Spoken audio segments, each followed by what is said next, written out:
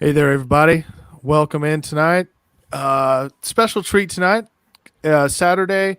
Normally, we're at the ASAP Sports Minute with Chris and Jaymac. Tonight, we do have a Chris with us, not our normal Chris, Marcus. Uh, he will be back with us on Wednesday. But for tonight, we have a couple new people from the network. Trying them out tonight, see what's going on. Mr. Marshall, give everyone a howdy. How we doing, folks? Pleasure to be here. And Pleasure to be. all right, and Chris M, give everyone a shout. Hi, everybody. All right, and then we got up in the corner. Yes, that's the real Freddie Henderson up in the corner. Yo, what's up with you guys? And in the other corner, we got, of course, Nate the Great. So, Nate, start us off on the show tonight, and we will jump right into the first topic. But go ahead. Today's show is being brought to you by Suzanne's Paparazzi Jewelry. All products are lead and nickel free. All products are $5 special offer for ASAP Sports viewers. Free matching earrings when you buy a necklace. Order now at paparazziaccessories.com. The code is 160920. All right. So, everyone remember that. Go visit our sponsors page. Let's give them some love for sponsoring our show and our network. Okay. So, let's jump right in here. So, Freddie, did you happen to see the final in the Raptors and Celtics game? Man, I told everybody that Toronto was going to win the series. Toronto went down 0-2. And I'm not going to lie, it had me a little worried. Had me a little bit kind of sweating a little bit. And I'm like, man, I was like, Siakam, you need to step up. You need to show us why you that superstar. You need to show us why they did not trade you for Paul George to keep Kawhi Leonard. And guess what? The last two games, him and Kyle Lowry have stepped up in a tremendous way. Because at first, the Boston Celtics was getting whatever they want, whenever they want. This is that's definitely a problem. I mean, Siakam tonight, he didn't have the big scoring game, but he had enough game for him to control the game. He had 46 minutes. In this playoff basketball, you don't need rest. This is what I say about Giannis. Why are you playing only 30 minutes? You need to play the whole game. You're down 0-3 now, sir. He played 46 minutes, gave you 23 points, 11 rebounds, and 2 assists. You need to step up. That's if you're the star and you're down, you need to play the most of the game. You need to play the whole game. Kyle Lowry, this dude is a pit bull. I mean, he gave you 44 minutes, 22 points, 11 rebounds, and 7 assists. That's what's going to get it done. This Toronto Raptors, like I predicted, they will win in 7. All right. Thanks for that, Freddie. And yeah, speaking of Kyle Lowry, I mean, that's a pretty good stat line, 22 points and 11 rebounds, saying as how he's one of the smaller guys on the court. I get all NBA guys are tall, but Lowry is one of the smallest guys out there, and he's pulling down 11 rebounds.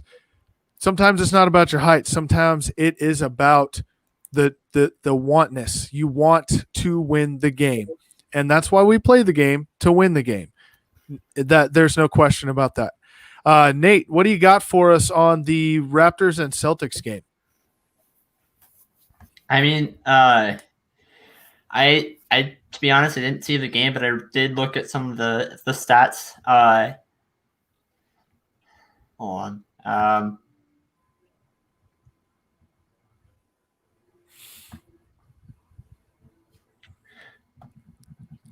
So the Celtics yesterday had that one I mean, it was like I didn't see either one, but it was like at the final seconds is when the Raptors like scored that half of a point. But Jason Tatum, this game had scored the most on for the Celtics with 24 points. And the Raptors had two players who scored 20 or more points. So I would just say other players on the Celtics just need to step up. Yeah, it makes sense. That definitely. Mr. Marshall, anything you want to say on the Raptors and Celtics game? I actually, I guess like him, I haven't seen the actual game. I've seen a little bit of the updates and highlights that have come to my phone. Just in general, I suppose I honestly thought going into this season, Toronto losing Kawhi would fall off greatly in comparison to what they have. I guess to kind of to comment on what Freddie said there, I guess I think they should have traded Siakam and tried their best to keep Kawhi Leonard because, okay, say they make the finals, they're going to see the Clippers, and they're not going to be able to beat them because you don't have anybody that can do the things that Kawhi or say LeBron James, I suppose, could. But to see them show out the way that they have, and especially against a Celtics team that I thought would be good, I'm impressed. Honestly, I'm a little taken back, surprised, but I am impressed. And I suppose with that said, also it's shining light on Jason Tatum, like you mentioned. He had a decent stat line, but to me, it's showing that he's not one of those players that changes the team. And maybe he does for the Boston Celtics, but to me, that's because Boston doesn't really have anybody anymore except for maybe Jason Tatum. So I think that's about all I could really add to that topic. All right. Well, Chris M., you got anything for us? It's fine to pass if you don't, but give us your take on what you think. I didn't, kind of like everybody else, didn't really see the game, but I do know watching like some of the bubble games and some of the NBA games before the NBA was shut down. Both teams are really good. Toronto did win the NBA Finals last year. Celtics are still a contending team, and it's going to be interesting to see who comes out on top. Toronto looks like a stronger team than Boston does. It's just all right with their lineup. So, hey, so we have another game going on right now. It's actually at halftime. I don't know if you saw that score, Freddie, but the Clippers handled the Nuggets very easily in game one. And we all thought, oh, man, the Nuggets are done. Here comes the Clippers. It's going to be a sweep. Going to win in 5. However, the Nuggets are winning 72-56 at halftime. Is that shocking at all to you, Freddie? No, it's not shocking at all. Because this Denver Nuggets team, they told me to put some respect on his name. And Jamal Murray made me put some respect on his name. I mean, that dude, the series before was straight balling. Gave you a 50-piece nugget a couple of times. I mean, the dude was unstoppable. I mean, we all know about Jokic. He's elite on the offensive side. Then Gary Harris was a huge pickup for them. He's coming back healthy. He's a pretty strong, good defender. He's their Patrick Beverly. And then, I mean, you have a Michael Porter Jr. who's coming off the bench, who's a pretty strong key to this team. So they can be dangerous on the offensive end. They're kind of questionable on the defensive end, but they can be strong on the offensive end. So I'm not surprised that they're winning this game. I still say the Clippers will be too much for them, and they will win the series. All right. Let's see. Let's go to Chris M on this one. You got just even just a prediction for us on what you think this game or this series is going to turn out to? I'm hoping Denver wins after what happened when the Clippers beat the Mavericks. That Mavericks had it. Clippers were better, obviously. And I kind of hope Denver beats the Clippers in maybe a hopefully 4-3 series. 4-3. All right, game 7, 4-3. So I'm going to get to you in just a minute, Mr. Marshall. But after hearing what Chris M said, I have to go to my boy Nate the Great. And I have to go to him next because he is actually going to tell us that the Nuggets are going to win this series because he's a Denver fan. So I'm not surprised if that's where you're going to go with this. Am I correct, Nate the Great?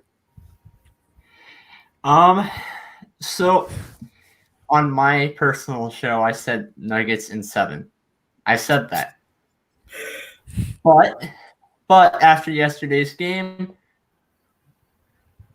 even with their huge win, which I'm very happy about, even with their huge win, I'm going to have to say Clippers 6 at the most.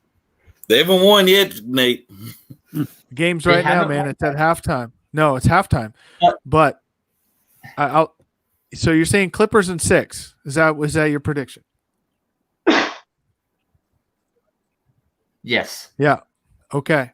So Mr. Marshall, give us the rundown. You put some sense into these guys and tell them how it's going to be. The Clippers are taking this series. Clippers in 5. Honest. I mean, if it goes 6 or 7, it wouldn't surprise me. But and I will again to go off of something Freddie said. I like tagging along to that seemingly. But Jamal Murray balled out and showed that he has tremendous ability and the ability to take over a game. But you don't have anything on the caliber of Kawhi Leonard, or even to me that for that matter, Paul George for that matter. So I think it's Clippers in 5, pretty easy too, because it just, especially in the NBA, star power is key. And those guys tend to show up when it happens. For example, last year, Toronto, I believe it was the semifinals. Kawhi hits that shot where it bangs around the rim and goes in because only Kawhi Leonard makes that shot. I don't know how else to explain that, but I think it's LA in 5, and let's just hope they can beat the Lakers. All right. Now, take just a twist for a second on the show. Not something I planned on doing until I was looking at this. We had a show. Freddie had a show. Oh, it's probably been 2 weeks, maybe a week and a half. He had a show on Kobe Bryant's birthday, and a remembrance show, if you will. All the stuff that Kobe had done, dedications. One thing we didn't touch on during that, and possibly we did a little bit, but I don't think it was enough. Kobe was very, very passionate about the WNBA, and very passionate about it. And so I think to just do justice for, we talked about the NBA, I just want to give the final scores for the WNBA games tonight. We don't have to talk about them. We don't have to, I'm not expecting you guys to be up on all that stuff. But I think just let's just do it for Kobe. Let's give the final scores from the WNBA games. Are you guys down with that? Yeah. All right. So you had the Connecticut Sun beat the Indiana Fever 96-77. You had the Las Vegas Aces beat the Atlanta Dream 89-79. And you had the Phoenix Mercury beat the New York Liberty 83-67. They are going to hit the playoffs here soon too. So that's something that maybe we'll touch on a little more. But just to get those finals in there, because the WNBA is just as important as the NBA in my eyes, for equality reasons. I mean, they are just as important. And those girls can flat out ball. I don't know if any of you watched an WNBA game, but they can play. They could play with the boys. They can put up some points. So let's see. So if we look forward, we know the other series that are going on in the NBA. The Bucks are going to take on the Heat tomorrow. The Heat are up 3-0 in that series. So Nate the Great, do the Heat in that series tomorrow and sweep the Bucks? I think the Heat are. My dad once made a point before the beginning of the last series, series, that he said that I wouldn't expect there to be a whole lot of finishing out seasons because of TV revenue and all that kind of stuff. Well, there were 3 of them. 3 of those were all those were swept. TV revenue, that would kind of make all sense. So I can see the Bucks winning game 4, but I don't think it's going to happen. I think the Heat's going to take it. All right. Chris M., what do you think? I think he'd take it and take the series. It's hard to come back 3-0, and I mean it can happen. There's teams that have come back from a 3-0 deficit, but I don't think it's going to happen this time. Freddie. It's over. Get the brooms. Get this. Get the dustpans. It's over for one reason. The Miami Heat is not just beating the Bucks. They're taking their heart out of their chest. They're in their minds. I mean, Giannis. Have we ever seen a superstar like Giannis to call himself in the same category of Kawhi Leonard, LeBron James, Kevin Durant? Have we seen a guy just look so tall in the season but look so small in the playoffs? I mean, this dude right here. I mean, did you see the report that they're listing him as questionable tomorrow night for an ankle sprain? That's an excuse. If they was winning, we would not hear nothing about that. I guarantee you that. So this Heat team, I told y'all, this team built by Pat Riley is a team full of dogs. You have Jimmy Butler, a dog. Andre Iguodala, dog. Crowder, dog. You have shooters like Hero and Robinson and the boys. This Miami Heat team will sweep the Bucks. All right. Thanks for that take, Freddie. Mr. Marshall. I can't call it a sweep. I want to. I think when you have players like Giannis, it's hard to discredit the possibility that he goes out there, puts up 45 points, and just walks away with it. But with that said, I'm out of Indiana, so to watch Miami do what they did to the Pacers and then just keep running with it the way that they have, it shows a lot out of Jimmy Butler, if you ask me. I mean, like I said, I believe in star power, especially on NBA teams. And to go from Minnesota and then bounce around the way that he has and kind of get the disrespect that he's gotten in the last offseason, this is incredible for him. It's a performance rivaling Toronto's last year, 1 year run with Kawhi. It just is impressive. And because I guess I don't want to see them get eliminated because they took out my Pacers, but just because of the way they're playing right now, I can see it. It's hard to guarantee it or put your stamp on that kind of thing, but I got to say, I think it's a sweep. I think it is. All right. We got one more game tomorrow, and I'm going to bring it up because Freddie's here. I guess we'll talk about it. The other game that's going on tomorrow is the Rockets and the Lakers. So, much to the dismay of Freddie, I'm going to say the words that he doesn't want to hear. The Rockets are winning this series 1-0. So, go ahead and start us off, Freddie. Are the Rockets sweeping this series from the Lakers? What did you say? Did you say sweep? Yes, I did. Come on. I got to get my jabs at you while I can. Woo! You know what? It's just a beautiful thing. You know what? As more about think of what happened last night, it makes me laugh even more. Because you know what? I want, Rocket fans are turning to be like, I understand this in Texas. Both teams are in Texas. So this is probably why they act like this. They're turning into Cowboy fans. They win one little game, they think they done something. I mean, stop it. Everybody knows if you followed any playoff game of LeBron James' career, you always know the first game is a fill-out game. And game 2, that's when he plays like a maniac.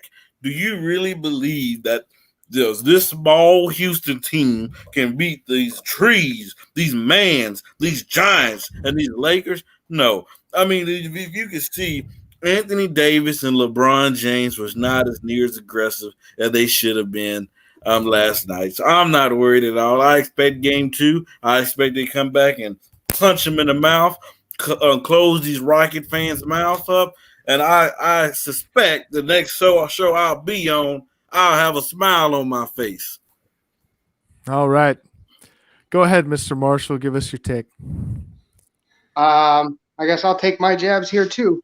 It was mentioned earlier that it's not about how tall you are. It's about the dog in a fight, or the fight in the dog, essentially. And to be fair, LeBron hasn't had it for the last 2 or 3 years. He's won his championships. He's just a name. I mean, he's still LeBron James. I ain't taking that away from him. But the dog is dead, is shot, is buried. We're taking it out back. And the person with the most fight in this game is Russell Westbrook, because of the disrespect he received from OKC, the way that he was able to drop 30 points and still be called mediocre at best. As far as I'm concerned, I can't see him sweeping, because I mean, who sweeps LeBron James? But with that said, I'm taking the Rockets, because down with the Lakers. Keep the same energy is all I ask. Down, Freddie. Down. Don't come flying off the handle yet. They haven't lost yet. Nate the Great. What's your take? So I have a couple of things to say on this. One is LeBron usually, in a couple of playoff series that I've seen, he usually loses game 1 of the finals, and then usually not finals, but like of that playoff series, and then usually wins off that series. But I did I heard a stat from ESPN Radio earlier today that the past couple of games usually lose game 1, and then win the remaining of the series of first round and of second round. Don't usually make it to the championship. Usually lose in the third round. So that being said, I think that the Lakers are going to take this 1-5, but I don't think they're going to make it past the Clippers. All right. Mr. Chris M.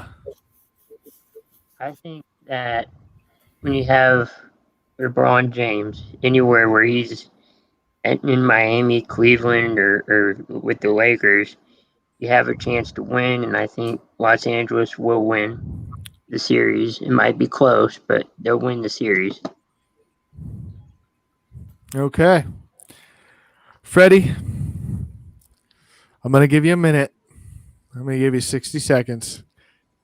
You say how you feel. You go ahead and tell Mr. Marshall why you think he's wrong.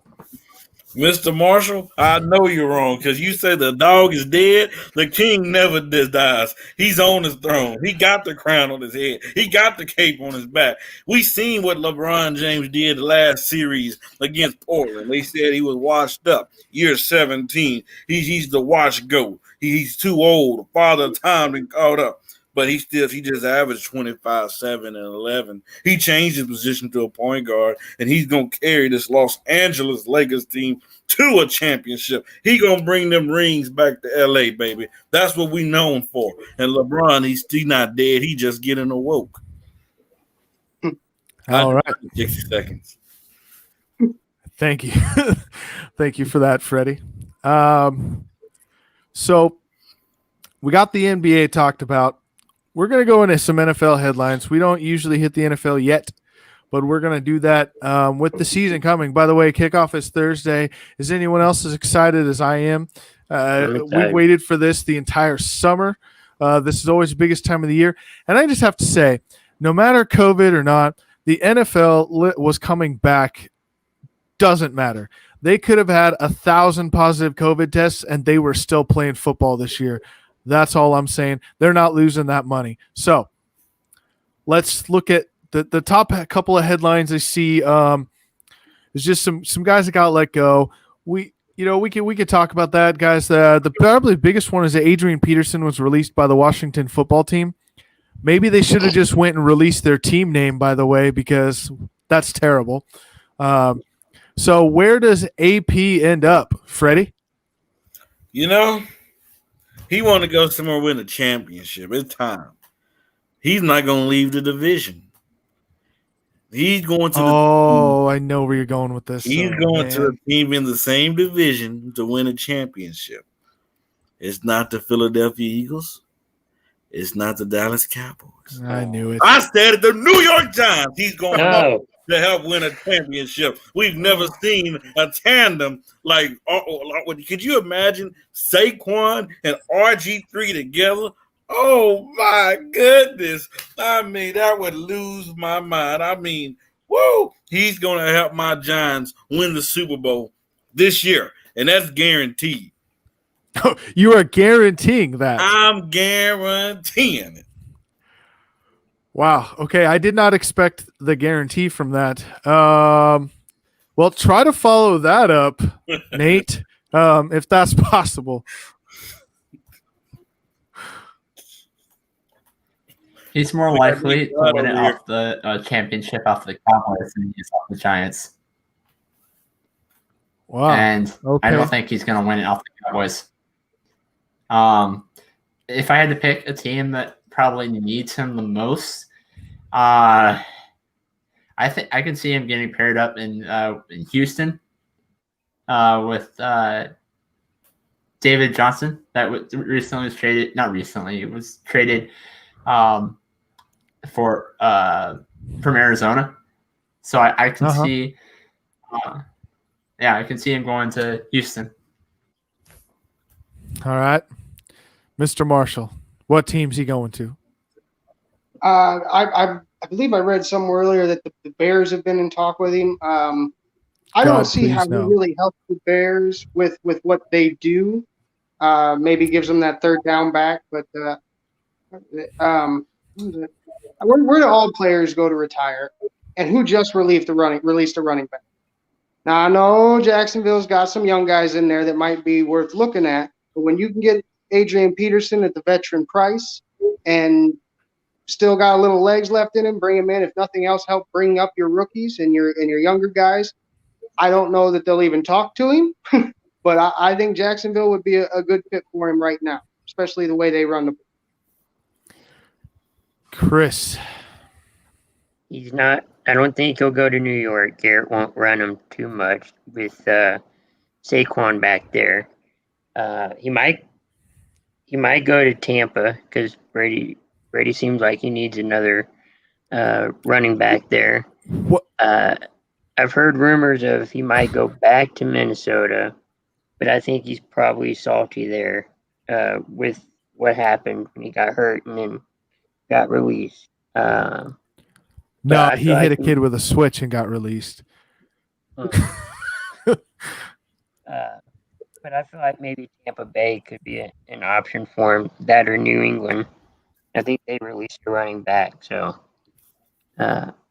either one of those two places. Okay. Hey, can I add one thing to this topic? Yep.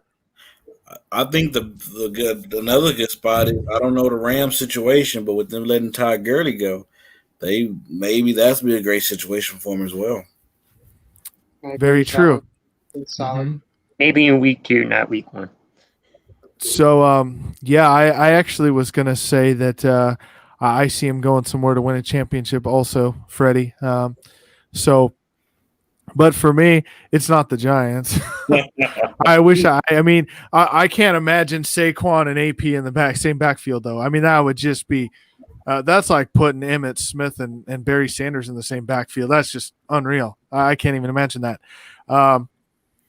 Houston is an interesting take, Nate. I'll give you that one. And that can segue into the next headline I was going to bring up. The Texans gave Deshaun Watson, who, by the way, anyone that watched our shows in when we first came out, I believe I was the only one that had Deshaun Watson in my top 5 for quarterbacks in the NFL. And he just signed a 4-year, $160 million extension. So Is he worth the money? Chris M. I think he is. It seemed like when he was drafted by Houston, he had a lot of injury bumps in the road, but since that happened, he's led Houston to several playoff appearances, almost at least to a divisional or possibly a Super Bowl title. I think he is worth the money. All right. And Mr. Marshall. I mean, absolutely. It's a lot of money, sure, but it's just the price of quarterback these days. And if you don't do that, I mean, we have a Denver guy up here, I believe, in the right hand corner, and you can ask him how badly it is you need a quarterback. And at this point, you're just kind of paying him what the market will bear. Like it may not be what any man's worth for that matter, but in this league at this time, a quarterback is worth that much money, and they have a guy. They have. We'll see if he does anything with his talent, and then I'll call him the guy. But they have a guy, and you've got to pay him these days because you can't let him walk. You just can't. Not somebody of that caliber. All right, Freddie. I definitely agree. I mean, honestly, if I was him, would have I signed that contract? Probably not, because Houston is a disgraced franchise. They let Hopkins go for a bag of chips. Why would you want to be a part of that franchise, Deshaun Watson? Surround yourself with greatness. Do not be the next Aaron Rodgers story. Please, you are too good. But also might need to be discussed, would you rather his contract or Patrick Mahomes' contract? I think a lot of people lean towards Deshaun Watson's contract before they would Patrick Mahomes. I could see that. Nate. It's me personally, but I really don't like big contracts because whenever players that have a big contract or a big or long-term contract, most of the time you have like a situation like Jared Goff where he doesn't do as well the next following year, or you can have a situation where he might get hurt for that following season. But out of every quarterback in the league, I think that I think that Watson, out of all the other ones, and maybe Lamar Jackson and Patrick Mahomes being the exception, should deserve that money. Okay, I could pick up what you're laying down there.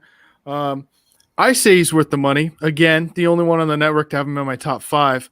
But I do agree with Freddie's point. Do I want to stay with a franchise that has ruined so many good players? Clowney's gone. They still have J.J. Watt, but I don't understand why J.J. Watt's still there after all this time, why he hasn't walked away to go somewhere else. Yeah, I mean, he's worth the money. He's a good quarterback, but why he's still in Houston, I don't know. Now, with that said, as far as quarterbacks go,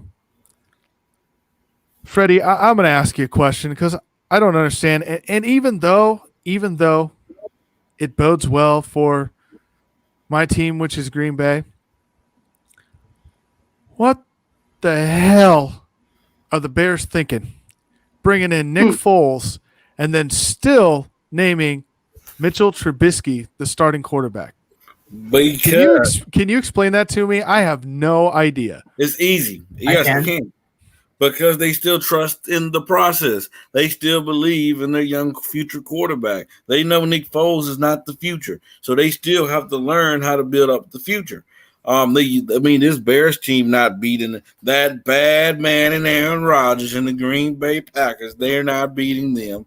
They're not beating the Vikings with Kirk Cousins and them boys. So they know they're not making the playoffs anyway. So they need to find out what they have at Mitchell Trubisky. They need to find out to see if he's the real deal. Let's see what he can do, because they know Nick Foles is not a part of their future long term. All right. Mr. Marshall. Uh, and the reason they did it, I would agree with Freddie. They're trying to see what they have in Mitchell Trubisky. I think if Mitch goes out there and loses 4 of the first 6, I think we're going to see Foles come in at that point just to try and show that they're not tanking the season. But with that said, to find out what you have in Mitchell Trubisky, you know what you have in Mitchell Trubisky. Absolutely nothing. I mean, if this show is a platform for anything, listen, Chicago, I hate you with a burning passion. But listen, if you're looking for a quarterback, if you want somebody to do it as well as Mitchell Trubisky does, I could come play for you, and I'd do it for half the money. I can miss my receiver by 10 yards. I can do that easy. Watch. I can go do it in the backyard right now. But it just – he's there. They took a risk when they took him, and just like what was it? Bortles being taken as early as he was, Gabbert being taken as early as he was, guys like that often don't pan out. And if your intention is to win playoff games, Super Bowls, or even just games in general, it does not seem like Mitchell Trubisky is your boy. It just don't seem like it. All right. Chris M. If you want your team to win a Super Bowl, and you're the Bears, you want to start Foles. He's won a Super Bowl for Philadelphia. Mitchell Trubisky hasn't really gave you anything. You're not going to beat Aaron Rodgers. You're not going to beat Cousins. You could probably beat Stafford. Maybe split that series. But overall, you're probably not going to win most of your games with Trubisky leading you in the quarterback position. Foles is the better option. All right. Nate the Great. Man, I can't hear what you have to say about this as a Denver fan. So not because of what he has done as a player perspective, but because of what he has done as a person perspective. Nick Foles is my favorite NFL player out of like everybody. But that being said, he's not very good at starting as a starting quarterback, but he is really good at playing backup. If he is put in an extreme, not an extreme, but an urgent situation, I can see them starting Nick Foles like throughout the line, maybe week 15, 16, 17. But I thought that was a good move to start Mitchell Trubisky in week 1, because he's been with that team for many years. Not many, but he's been in that team for like 2 to 3 years. So I would say at the very beginning, start Mitchell Trubisky, but towards the end, start Nick Foles. Okay. I mean, I guess it's a good plan as any, right? When you're in Chicago, I guess there's a couple places it could be worse. Denver comes to mind, but we can go into look at some other big signings. So the Bills gave Tre'Davious White, their safety, a 4-year, $70 million deal. Worth the money? Chris? I think it is.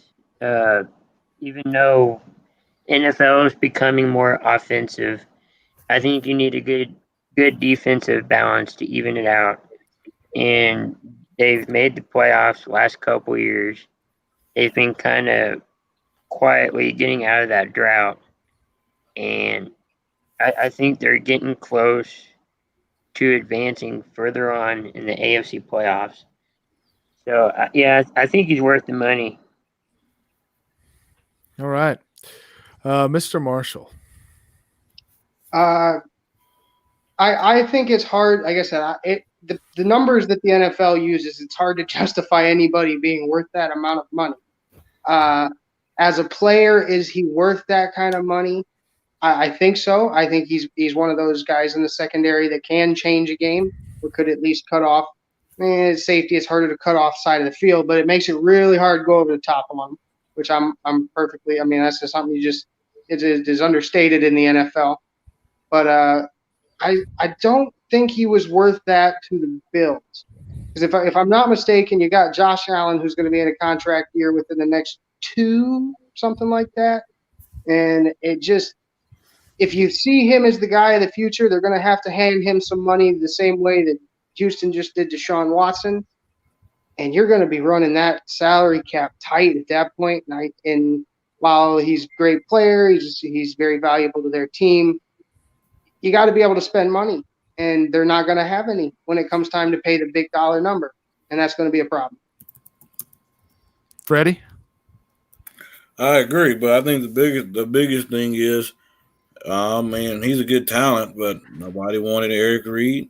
I mean, what's up with that? I mean, the dude must have been so much of a problem in Baltimore where these other teams are finding out. Like I thought he was going to Dallas. I hope he go to Dallas, and I hope he become a problem in Dallas. I hope Dallas overpaid for him because that's what they do. They always mess up. They always screw it up. So I'm just waiting for Dallas to screw it up yet again. We're trying to get Earl Thomas. Earl Thomas. I'm sorry. Yep. Yeah, let's go ahead and hear from the Denver fan.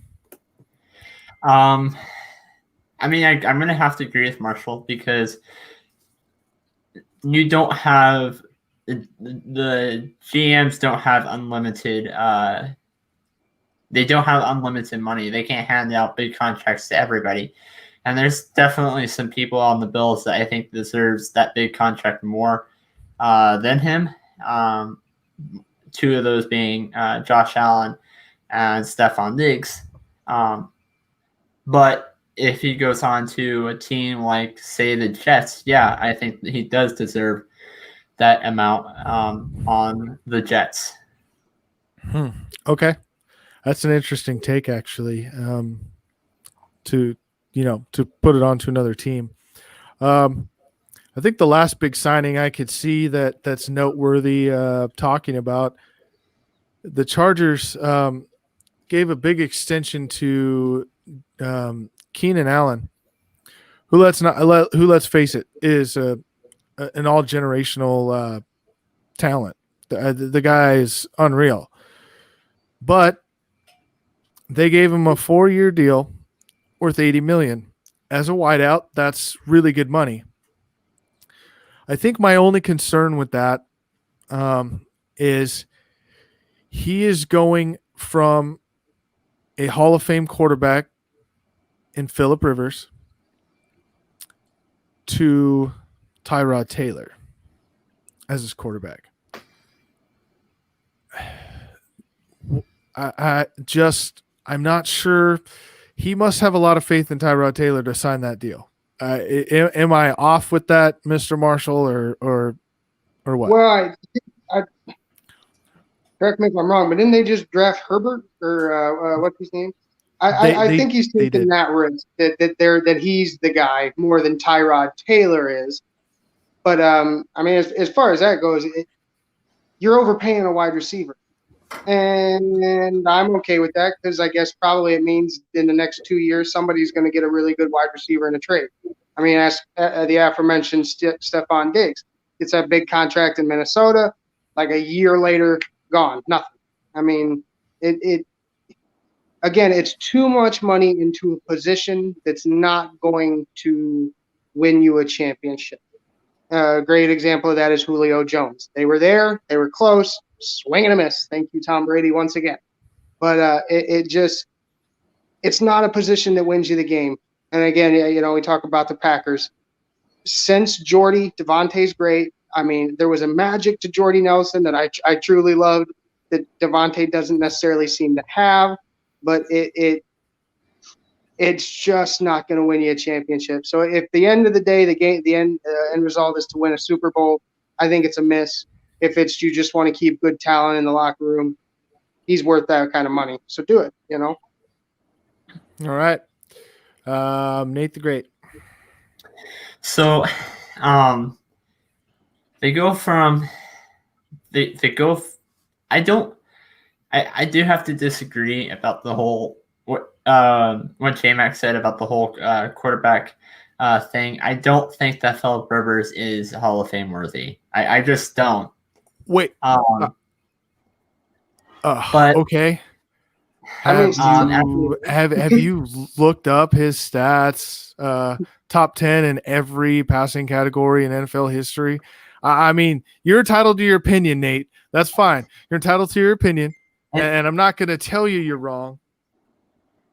And I definitely don't. But I'm kind of telling you you're wrong.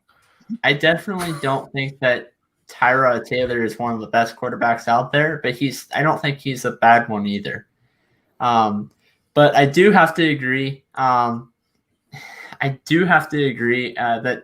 I disagree that Keenan Allen with the contract situation. I just think that's too much. Yet again, I don't know much about Keenan Allen, to be honest, but he's not been a name to me that is noticeable, if that makes sense. Play a lot of fantasy football. What? You play a lot of fantasy football because he's one of them. Yeah. So Chris, before we go to you, Nate, you've done something no one else has done. You kind of took the words away. I don't even know how to respond to that comment. I guess all I could say about you saying that Philip Rivers is not a Hall of Fame quarterback, I guess I don't blame you because you're a Broncos fan, and there's always an skewed view when it's a division rival, and it's hard to admit that someone on another team plays that well. But okay, anyway, let's go to Chris. Philip Rivers is better than Tyrod Taylor. As far as, like you said, the stats go, a lot of people might say that, yeah, he's good, but he doesn't have Super Bowl rings. Neither of them do. So you kind of have to go with the stats and say Rivers is better than Tyrod Taylor. As far as on defense, he's probably better with Philip Rivers than he is with Tyrod Taylor. I don't know if they would do all that good this year. Well, so I'm gonna mention two quarterbacks real quick that also don't have a Super Bowl ring. And if you think that makes them not Hall of Famers, you go ahead and let me know, Nate. But those two quarterbacks would be Jim Kelly and Dan Marino. Neither of them have a Super Bowl ring either. They're in the Hall of Fame. Yeah, I know, and I think that they should. But I also don't think that Eli Manning should be in the Hall of Fame either. You know what? We're not going to get in that conversation right now. He beat the Patriots twice, and one of them was undefeated season. Yeah, I don't think we're going to go into that conversation right now because that we could have a whole show just on whether or not that is, in my opinion. Yeah, that'd be good for a debate show. Yeah. So Nate, you and I have talked hockey before, the NHL. Did you see the Islanders beat the Flyers tonight 4-0 to win the series 4-3, 4 games to 3? All I could say is I thought the Flyers were going to win it. The Islanders won it. I can't believe that they got shut out, but it is what it is. And where do you see the Islanders going? I don't think they're going to make past the Lightning. I just don't. I think you, Ace, and I all have that opinion. It's going to be the Stars and the Lightning this year in the Stanley Cup playoffs. But I just wanted to point this out. I thought it was going to be the Islanders, Ace, in my show to move on. I really did in 7 games. So it's right on that opinion. You like those 7-game series, don't you? So, Chris, you got anything to say about this, or is hockey kind of not really your thing? And that's okay.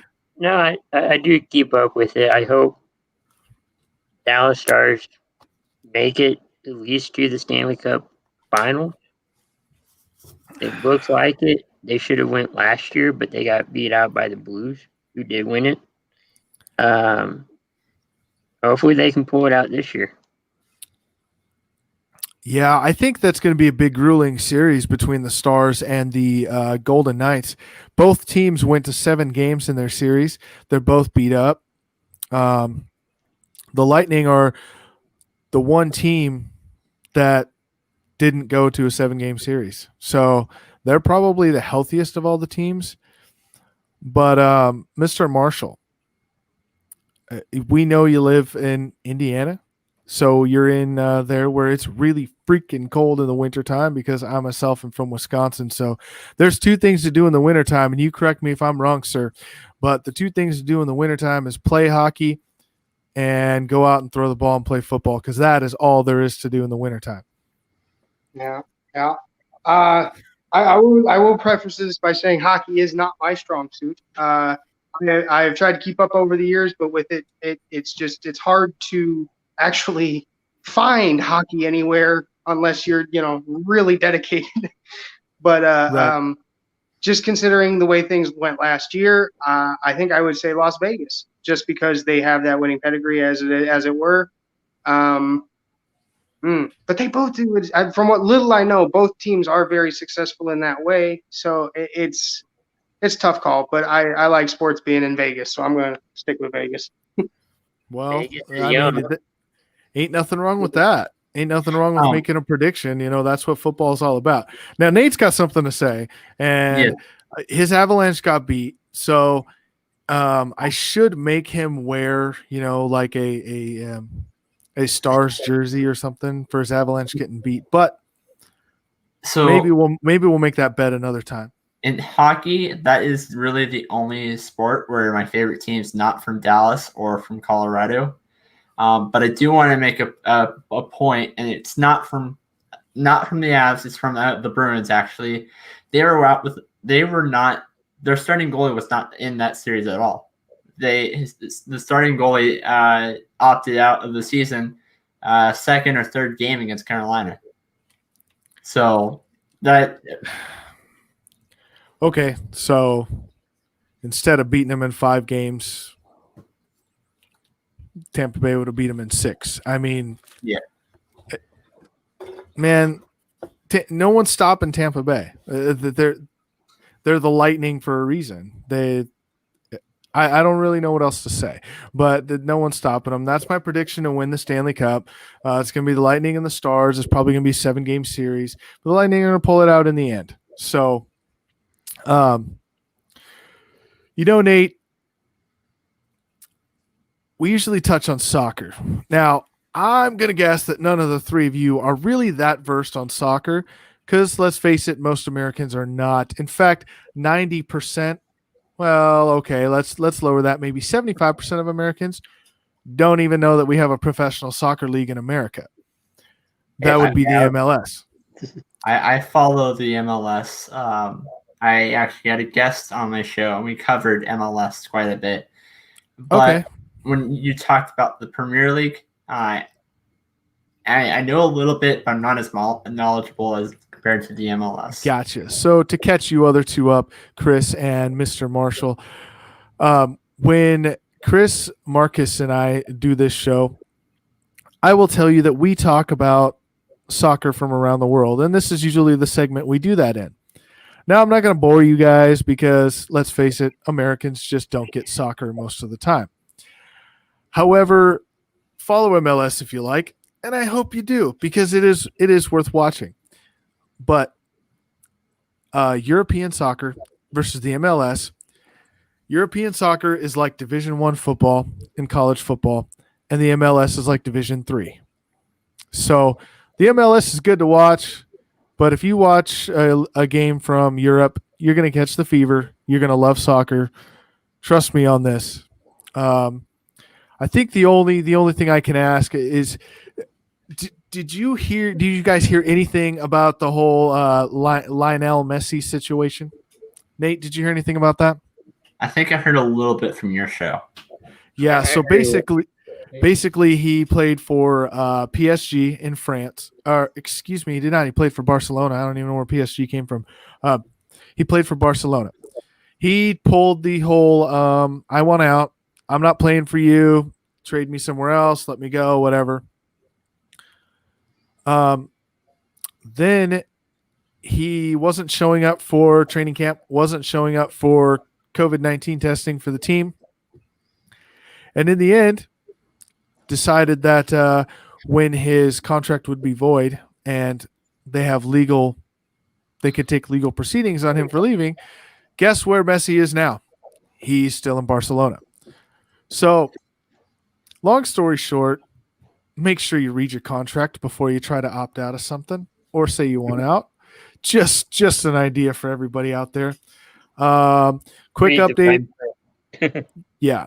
Quick update on the Nuggets and Clippers game, by the way. Anyone who called the Clippers to come back was probably pretty spot on. They're now within 10 in the fourth quarter, so they are no longer losing by 16. That's all the soccer we'll hit today. Chris and I will get more into that on Wednesday. Baseball. Now, we do have a baseball season, if everyone forgot that. It's a very short season.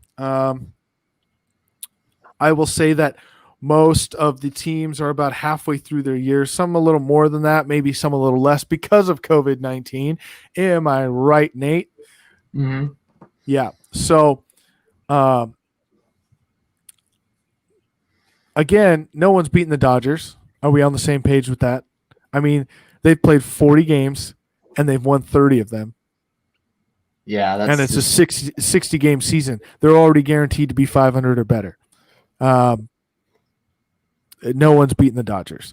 In fact, they have won 6 in a row. They're 8-2 in their last 10 games. Now, this is the most astonishing stat for me with the Rockies is the fact that in the National League, they again have won 30 out of 40 games. Their run differential, they have scored 228 runs, which is pretty average for the top teams in the league. However, they've given up 126. So they have a run differential of 102. Just to give you a comparison, the second best team in the National League is the Padres, whose run differential is 51. So you could tell how far above and beyond they are from everyone else. By the way, the top team in the American League for run differential is the Indians, and theirs is 48. So the fact that the Dodgers have scored 102 more runs than their opponents, is anybody beating them this year, Nate? No. I think if there's anybody, I will say though that I said this on Friday, if there's anybody that beats the Dodgers this year, it will probably be the Padres, but I don't even think that's going to happen. Well, Padres have played one more game than the Dodgers have, and the Padres are 6.5 games back with 20 games to go. So they might beat them a couple times, but I don't think they're going to catch them. Then you go on the flip side of the teams that have really struggled this year. And the most disappointing team this year is definitely the Red Sox because they're supposed to be good every single year. Am I right, Freddie? Excuse me, Nate. Freddie had to go. I was going to throw that to Freddie, but he's not here anymore. So I guess we'll go to Nate on that one as well. Red Sox are the most disappointing team in baseball, yeah? Yes, it really caught my eye after that error play that I saw against the Rays. It was a home game against the Rays, and I listened to some of the stats. I'm like, man, it's going to be an awful year for them. Yeah. So, Mr. Marshall, do you follow baseball? A little. I know the Dodgers are good. I know the Yankees are tough to beat. That's about it, though. The Yankees are tough to beat. However, would it surprise you if I told you they were third in their division right now? No, because while they're tough to beat, they're one of those teams that it's similar to. You said this about Boston. They're supposed to win it every year, but somehow it just, it's not them. So it's No, not really. Because Okay. the hype surrounding the Yankees just overcomes them, so that's not surprising. Chris, what you got? Anything in baseball? Rangers are bad, really bad. Rangers are bad. Well, you hit that one right on the head. The Rangers are bad. They're now last in the division. Yes, the Rangers are bad. So, you got 20-ish games left in the season for most teams, and some of the division races are a little far off. Most of them are within a couple games. But Nate, if I asked you what the best division race was now in baseball, would you know off the top of your head? I want to say, because last I checked, it's been a little while since then. Last I checked, I want to say it's AL Central. It actually is very good.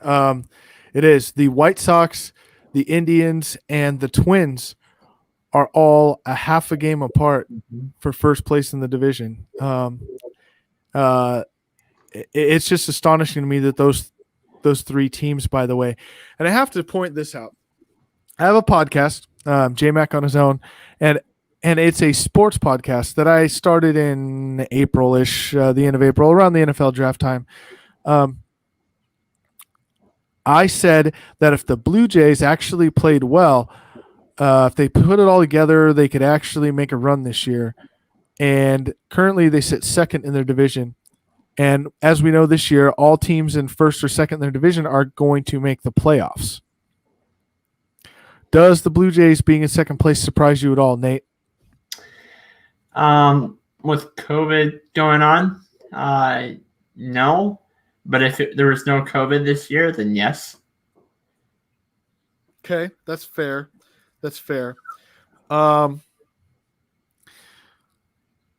We could sit here and go through all the baseball scores, but again, you can read those on your own. You can find those.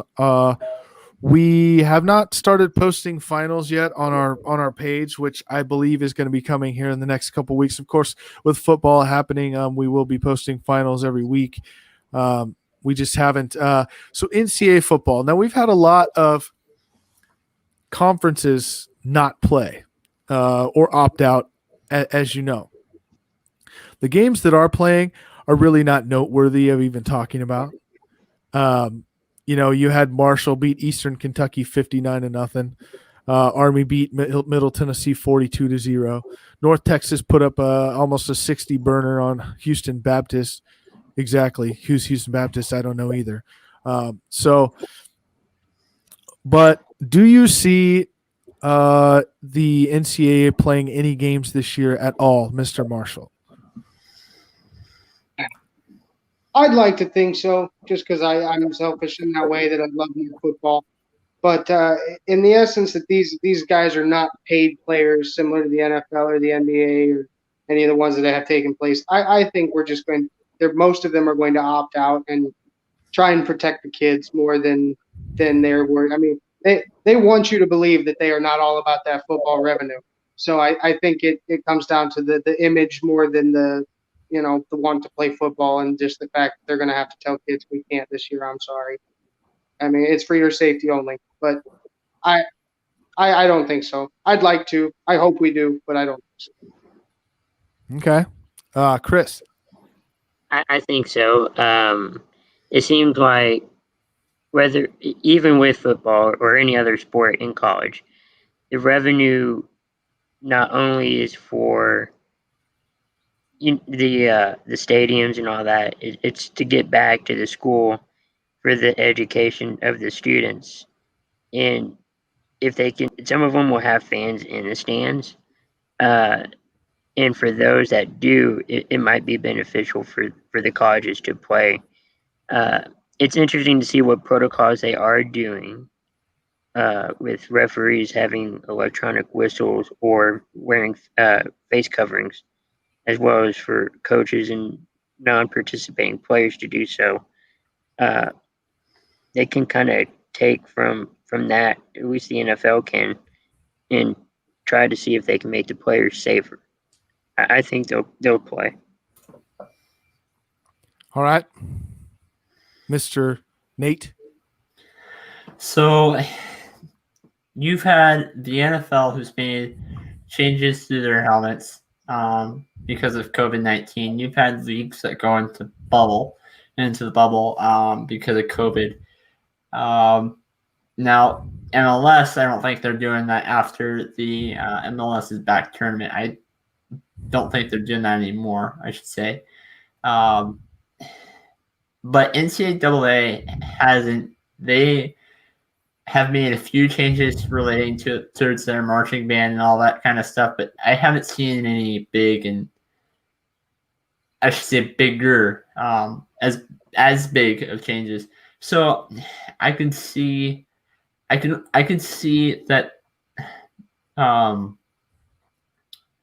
the college football plays this year only because of the NFL draft, just to see who can who certain teams can pick up and other things like that. Fair enough. Personally, I don't know. I mean, real college football is the Big Ten, so the Big Ten should probably play because that's really the only football that matters. But the SEC is probably going to play.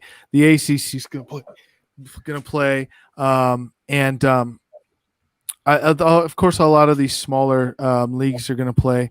The Pac-12 has opted out. The Big Ten has opted out. I believe the Big 12 is still playing. So I don't know. We'll see where it goes. But should they play? I don't know. I don't know what the right answer is. I can tell you, I heard this story. You guys help me out with this. So I heard this story. This guy was talking about his son playing high school football. And he went to watch him play in this game. Now, for 2 hours, these kids are down there, and they're rolling on top of each other, tackling, spitting, whatever, all the stuff that happens in football. We've all been there. Well, after the game, these kids have to stay on their sidelines and wave at the other team from across the field as a good game instead of giving high fives and shaking hands. Now, you just spent 2 hours physically touching other humans, but you can't shake hands or give high fives at the end of the game. If any of you can help me understand that one, because I don't. I don't either. It's like what I think Roger Goodell said maybe a month or two ago. You can't do a jersey swap like after the game. But like you were saying, you've been tackling, you're not 6 feet apart, but yet you can't do a jersey swap. It's kind of the same thing. I don't get it. So I don't get the whole hand thing, but I do get the jersey swap. And here's why. I don't get the whole hand thing because, you're tackling each other and all that kind of stuff, but you're swapping jerseys that have the sweat from the other athletes. So I understand the no jersey swap kind of thing. And I don't get the whole handshake thing unless if it was what's going on in baseball. If it was baseball, there's no. Actually, I take that back. Unless this is basketball. If you're saying like good game, and all that kind of stuff, there's not really any gloves. Okay, Mr. Marshall, you got anything on the take on that? I suppose it's just the pessimist in me to believe that not everybody's looking out for our best interest, but it's an image thing. Similar to, like I said, with NCAA, maybe they say no just to protect the kids. Could you imagine those kids doing all that, yada, yada, yada, and then one of them goes home, gets COVID? I mean, could you imagine, like, you get bullied, your mom comes down to the school and just lays wrecking balls. If one of their kids got COVID, they'd come down and just, it would go insane. So I think if at the best it's security theater to make the people feel safe, whether they actually are or not, it's up for debate. But it's to make themselves look at least like they're trying. and that's fair. I mean, that's all you can really ask somebody to do. And that's a fair take. I can see that one. I can understand that. Well, that's about it for tonight, guys. We don't really have any other hot takes or anything. We can probably get one more quick update on the Clippers and Nuggets game. Can I interject really quick? Yeah, absolutely. We were going over the NFL signings earlier, and I wish I'd have confirmed this before I sat down with y'all, but you didn't mention it. Didn't Tennessee just pick up Jadeveon Clowney? Didn't they just get him on a 1-year deal? Right. So I saw that earlier, and then I just saw a thing that said he has not signed and is still pursuing other contracts. So okay. I don't know. I don't know which one. I don't know which one is going on. So if he goes to Tennessee, that definitely puts that team. That elevates that team for sure. You got Derrick Henry on offense, and you have Clowney in the middle in defense, and they already have a good defense. So definitely will help them in the long run. So I guess it remains to be seen. I don't really know. So that's weird. But yes, the Nuggets are beating the Clippers by 10 with 3:28 left in the fourth quarter. So how we usually end the show is we'll give each person, I don't know, let's give you 30 seconds. 30 seconds to talk about anything you choose. You get to pick the topic. You get to go off for 30 seconds. By the way, all our viewers tonight, you haven't seen Chris and Mr. Marshall before. They are debuting for us tonight. Don't know when they'll, get on another network show. We're not sure at this point. They are two of the interns that we have interviewed and selected at this time. So congratulations, you guys, on your first show. I think you did a hell of a job for coming on here and not really being prepared and knowing what was going on or what to expect. So welcome aboard. We're glad to have you. But I'll give you each 30 seconds, and you as well, Nate. We'll get 30 seconds. We'll start with Mr. Marshall. We'll give you 30 seconds to talk about anything you like. And time starts now. Being it's my first show, I thank you guys for letting me be on. If anything that I've said has tripped a trigger in somebody, I certainly hope for hate mail. That's what I'm going for. And I hope to be back soon. But as far as sports go, just to hammer it on the head, LeBron James is out. He's done. Maybe he can still put up points, but Giannis put up points, and they're down 0-3. So points do not win games. Lakers lose to the Clippers. I'd like to see Lakers lose first round, but Lakers to the Clippers in the next, hopefully. And I hope to be back soon. Okay, Mr. Chris M. All right, first, thank you for having me on tonight. Hopefully the Cowboys will make it far this year with some of the pieces they got in the offseason. LeBron James, hopefully he'll move on to the next round, win another championship before he probably retires this year, because it's probably going to happen. And hopefully sports continue. Okay. Nate? Like what Marshall said, I'm probably going to get some hate mail after saying the filler purpose statement. Dude, you're going to get hate mail every time you come on a show with some of the predictions you make. And I hope Denver wins the series. I hope they make it as far as they do. But if I have to pick a team, if Denver doesn't make it, I'm going to have to say I want the Clippers to make it only because they haven't won a championship before. And I usually prefer the teams that haven't won anything over the teams that have won like 5 or 6. It's a rival.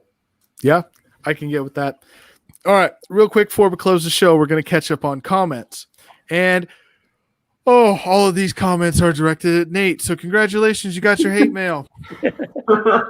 Here they come. So Warren Marlowe, I believe he was on your show last night. He was the other person that was selected as an intern. Am I correct on that? Yeah. Yeah. So he says, Nate, that's not true. Rivers is a Hall of Famer.